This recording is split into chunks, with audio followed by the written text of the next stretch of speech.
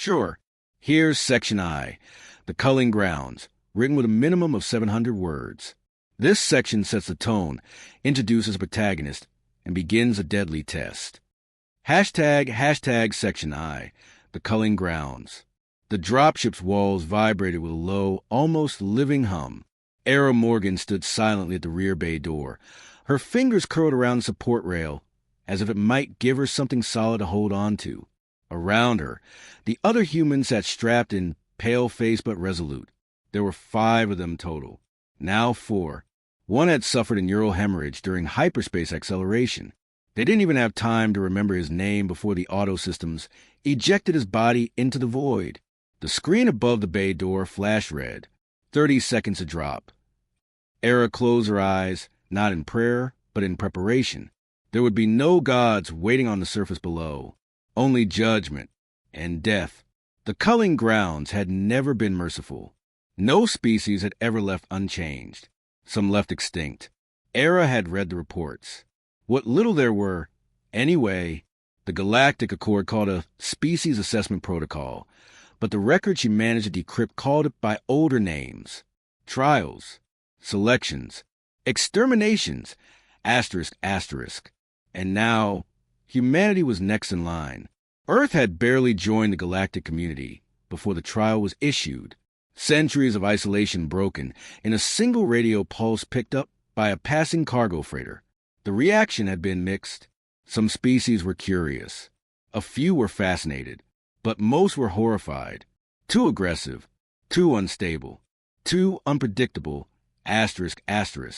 And so, by majority vote, humanity had been sentenced to prove its place in the stars, or be removed from it. A hiss filled the chamber as the drop sequence engaged. Era looked once at the others. Corporal Juno Singh, tall and wiry, eyes focused like a sniper's scope.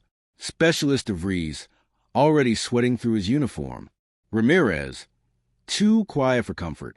And Ensign Hale, barely 20, clutching the buckle of her harness as if it were sacred. Keep moving, Era reminded them, her voice sharp but steady.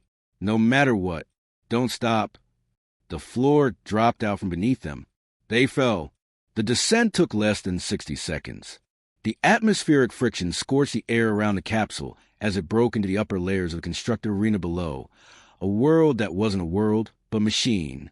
A landscape sculpted from alien metal and synthetic biology, constantly shifting, self-aware. The capsule burst open on impact, scattering the team across a jagged surface of black stone and glowing geometric lines. The sky was a fractured dome of shifting colors. Nothing natural, nothing familiar. Era landed in a crouch, pain shooting up her left leg. She rose quickly, scanning for movement. Within seconds, she found Juno and Ramirez nearby. Hale was pinned under part of the capsule wreckage, coughing but alive. DeVries was gone. A warning tone echoed from somewhere above them. Then a voice, calm, artificial, utterly dispassionate, rippled across the landscape in dozens of languages. Initiate assessment. Objective. Reach the central gate. Interference protocols engaged. Tracking enabled. Time limit unspecified. Penalty for failure. Termination. No instructions. No map. Just run. A whirring sound split the air as the black stone began to tremble. Pillars rose from the ground, revealing smooth mechanical barrels. Era shouted, "Move!" just as the first bolt of plasma sizzled through the air. It struck Hale in the back. She was gone before she hit the ground. A scream caught in Era's throat, but she didn't let it escape. She grabbed Ramirez by the collar and yanked him into motion. Go, go, go! They ran, dodging streaks of light and skidding down metallic slopes, leaping over sudden chasms. The arena shifted around them, floors rising, twisting, collapsing. A trap that thought faster than its victims. They ran not towards safety, there was none, but towards something, anything, a direction that wasn't behind them. Juno took point, vaulting a shattered bridge and landing hard on a lower platform. He looked back once. "This thing's learning," he said through clenched teeth. "It's adapting to us." Era didn't answer. Her lungs were burning. Her thighs screamed with exertion. But she didn't slow down. No one did. They reached a sheltered crevice between jagged walls of crystal and steel. The machine weapons fell silent, recalibrating. For a moment, they had respite. Era turned to face the two, remaining with her. "We stay in motion," she said. "It wants us to panic. Think like prey. That's how it wins." Ramirez spat blood onto the stone. "What the hell is this place?" "Judgment," Era said simply. "They want to know if we break. And if we do, they kill us. All of us. Earth too." No one spoke after that. The implications sat heavier than gravity. Then, as if on cue, the wall before them shifted. It folded open like a mechanical iris, revealing a pathway lined with pulsating lights. At the far end, something shimmered, a monolith, distant but unmistakably artificial. Era's HUD flickered, showing a new marker. "Central gate," distance unknown. She rose to her feet. "We move. Now." Ramirez hesitated. "Are we supposed to survive this?" Era looked back at him, fire behind her eyes. "No," she said. "We're supposed to run." And they did. Word count / 820. Let me know when you're ready for Section 2, or if you want a specific focus for any of the next parts. More character focus, deeper sci-fi detail, or faster pacing. For example. Absolutely. Here's Section 2. Everyone Else Breaks. With over 700 words, continuing the story and exploring humanity's adaptability, emotional core, and the shifting alliances in the deadly trial. ## Section 2. Everyone Else Breaks. The passage narrowed as they moved deeper into the arena. Gone were the open kill zones and automated turrets. This section was quieter. Too quiet. Era didn't trust it for a second. Juno scanned the walls with a portable sensor pad jury-rigged from broken capsule tech. No metal signatures. No thermal anomalies. Nothing's here. "That's exactly why I don't like it," Era muttered. The trio, Era, Juno, and Ramirez, pressed on. Every corner they turned felt designed to unnerve. Walls made of reflective crystal distorted their movements, echoing sounds that didn't belong to them. Footsteps, breathing, whispers. They weren't alone. It wasn't long before they found the others. The first group was a trio of Vrixii, lithe, amphibian creatures known for their speed and agile neural networks. One of them had collapsed, legs fused together by a fast-hardening resin trap. The other two crouched beside him, speaking in rapid, trilling pulses. Era paused, rifle raised, not sure the aliens were hostile. Juno stepped forward slowly, palms open. "We're not enemies," he said carefully, broadcasting his words through the shared translator chip. One of the Vrixii hissed, lifting a shimmering blade. "You will be," it spat. Era didn't flinch. "Only if you make us." The Vrixii seemed about to respond, but the floor gave way beneath them. A panel shifted in a split second, swallowing the injured alien and two of the humans. Ramirez barely rolled away in time. One of the amphibians screamed as he fell. The sound quickly cut short. Era cursed under her breath. "Move. Keep moving." The corridors warped as they ran. Hallways curled unnaturally, like they were inside the gut of something alive. Gravity reversed twice. The second time, Ramirez almost lost his grip. Era caught his arm at the last second and pulled him back onto the ledge. Juno grabbed her belt, forming a chain. She saw something behind his eyes in that moment, not fear, but respect. "We've passed 2 teams so far," Juno said as they climbed a stable path. "All gone. Nothing's making it through this." "We are," Era answered. He didn't argue. Soon after, they reached an atrium-like chamber lit by a soft red glow. At the center stood another species. Alone. It was tall and angular, with chitinous armor plating and multifaceted eyes. It didn't move aggressively when it saw them. Instead, it tilted its head, curious. Era raised a hand, then gestured to her translator. "Identify." It responded in a low, gravelly tone. "I am Cattell, strategist cast, formerly of the Cylon Collective, now disavowed." Juno bristled. "What the hell does that mean?" Cattell slowly approached. "My people left me behind. I was not fast enough. They value precision. I hesitate. I question. Your people sound like bastards, Ramirez muttered. Cattell clicked his mandibles in what might have been amusement. They would say the same of yours. The Council believes humans are unstable, dangerous. They're not wrong, Era said, but we're not what they think either. A pause. Then Cattell extended one of his claws. You run. That shows intelligence. But you also help. That shows something else. Era took his claw without hesitation. We don't leave people behind. Together, they moved forward. Hours, or what felt like hours, passed. They faced cognitive illusions, emotional memory traps, and sudden arena shifts that tested not just their bodies, but their convictions. One section inverted their memories, forcing Juno to relive the death of his sister during an orbital accident. Ramirez hallucinated being court-martialed again and again. Cattell's emotional landscape remained largely unreadable. But even he paused at one point, standing still before a mural etched into a wall. Images of death and abandonment written in his native glyphs. They knew we'd be tested this way, Cattell said. But not like this. Era steadied her breathing. They want to break us, not just kill us. Why? Cattell asked.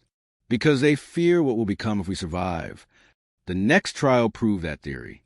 As they reached what looked like a checkpoint, a tower spiraling toward the ceiling, a siren wailed through the air. From the sides of the tower, mechanical constructs emerged. These were different from the earlier drones. Sleeker, smarter, humanoid. One spoke. Assessment reached stage 4, conflict instigation. Only one species may proceed. It activated a countdown. Cattell looked at Era. This is their final test. They want to see who will kill to win. Then we don't play their game, she said. The constructs charged. Juno and Ramirez opened fire first, but not at Cattell. They aimed at the machines, knowing it might be suicide. It was chaos. Automated warriors, razor-sharp drones, pulse cannons. Ramirez took a hit to the side and went down screaming. Cattell threw himself in front of Juno, shielding him from a drone's blade. Era leapt onto one of the enemy units and drove her last charge pack into its power core. The resulting explosion vaporized the rest of the attackers. Silence followed. 3 stood once more, Era, Juno, and Cattell. Ramirez was gone. Era turned to the alien strategist. Still think helping each other is weakness? Cattell rose slowly, his armor scorched. No, I think it is our only strength. They moved forward again, bruised, bloodied, and fewer in number, but they were still running. Word count / 875. Let me know when you're ready for Section 3. The reason we run. This next section will dive deeper into Era's past, the philosophy behind humanity's struggle, and the growing purpose behind the trial. Absolutely. Here's Section 3.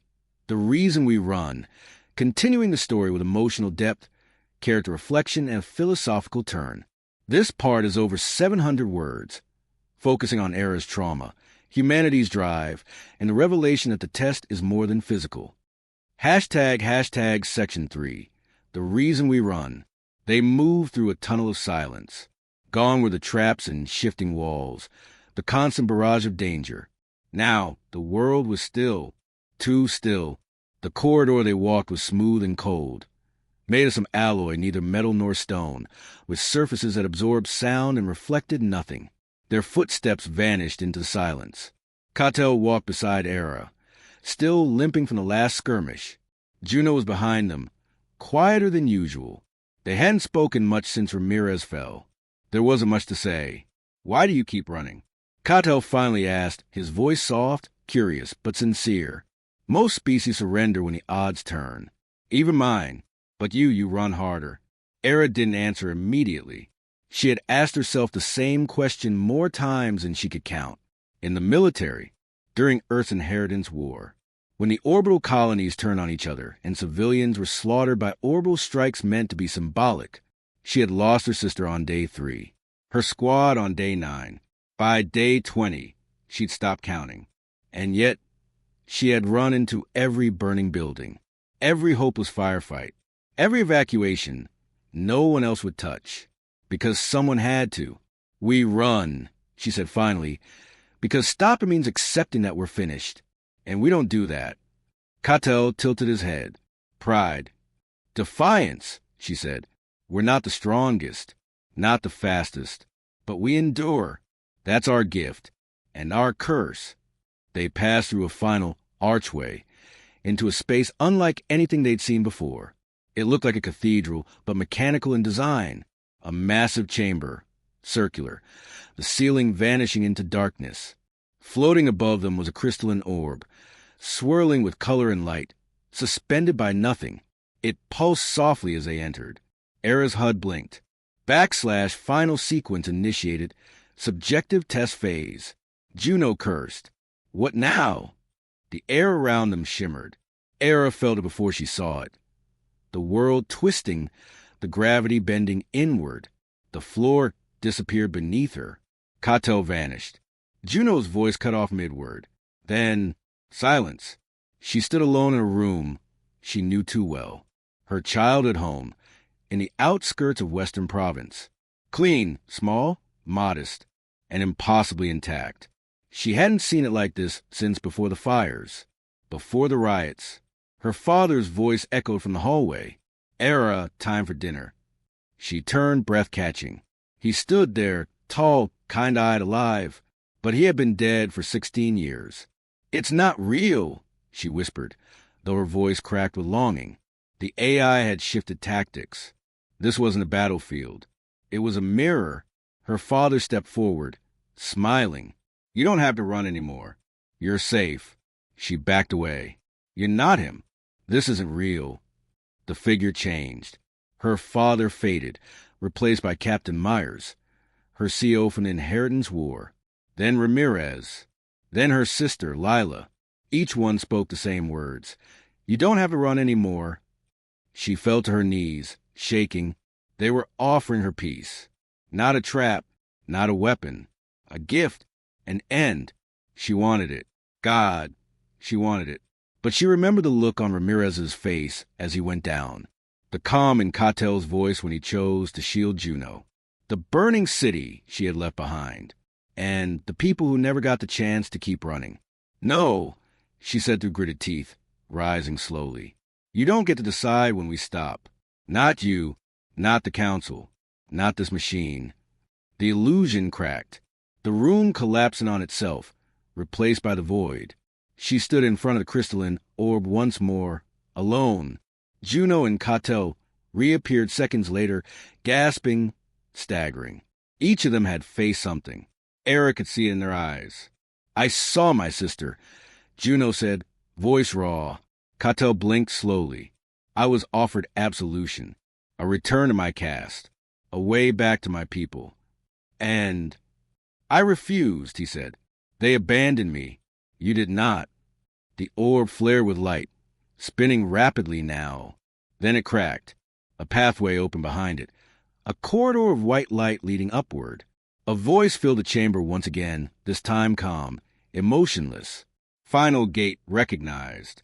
Subjects past empathy, trauma, and defiance thresholds. Proceed to judgment chamber. Juno let out a breath he hadn't realized he was holding. That was the test all along? Emotional resilience. Aaron nodded. They don't care how hard we hit.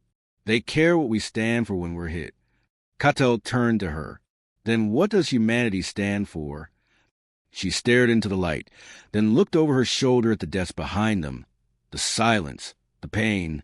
We stand for the ones who couldn't, she said quietly. We run not to escape, but to carry something forward. Because if we stop, we become like them. Cattell looked puzzled. Them? She met his gaze. The ones who judge us without knowing us. The ones who believe power is the same as worth. Then she stepped forward, through the light, and into whatever came next. Word count / 880. Let me know when you're ready for Section 4. Those who run. The final chapter where Era faces a galactic council and humanity's ultimate fate is decided. Certainly. Here's Section 4. Those who run. The final part of the story. It delivers closure, a pivotal confrontation, and a lasting statement about humanity's place among the stars. It's over 700 words, bringing the word count across all 4 sections to over 2,800 as requested. Hashtag Section 4. Those who run. The judgment chamber was a sphere, not circular in the way architecture normally shaped itself, but truly spherical, walls, floor, and ceiling curving into one another, made of translucent metal that shimmered with shifting hues. It felt like standing inside a living star, or perhaps the eye of a god. Era, Juno, and Cattell stood at the center. They weren't alone. Around them hovered the avatars of the Galactic Accord, each representing one of the species that held sway in the known galaxy. Some were brilliant lights. Others were towering, insectoid shadows. Some resembled great, floating minds wrapped in transparent membranes. And some were barely visible at all, ideas more than forms. Above them all pulsed the adjudicator core, a quantum intelligence born from thousands of civilizations, tasked with the singular role of passing sentence when a species triggered the Accord's intervention clause. Humanity had triggered it barely a decade after first contact. Era stepped forward. A voice, neither male nor female, reverberated from the core. You have completed the assessment. You stand as final representatives of your kind. You may now speak on behalf of your species. A shimmering ripple passed through the chamber. The atmosphere shifted. This was it. The moment Earth's future hinged on a single voice. Juno glanced at her, but said nothing. He knew, as did Cattell, that this was her moment. Era's throat felt dry, but she spoke anyway. We didn't ask for this test. We didn't provoke this war game. But we came. We ran. We endured. One of the council figures pulsed crimson. A translation echoed. Humanity is unstable. You burned your own world, spilled blood across your moons. Why preserve such a species? Era stepped closer. Because we're not the same as we were. Our aggression was born from isolation, from scarcity, from fear. But look at what we did when faced with extinction. We didn't lash out. We didn't conquer. We cooperated. We adapted. Another voice boomed, this one colder. Your trials ended in 92% casualties. You were hunted, broken. Why should we respect a species that falls so easily? She didn't blink. Because we get back up again and again. She turned slowly, sweeping her gaze across the council. You built this test expecting to see what we would destroy.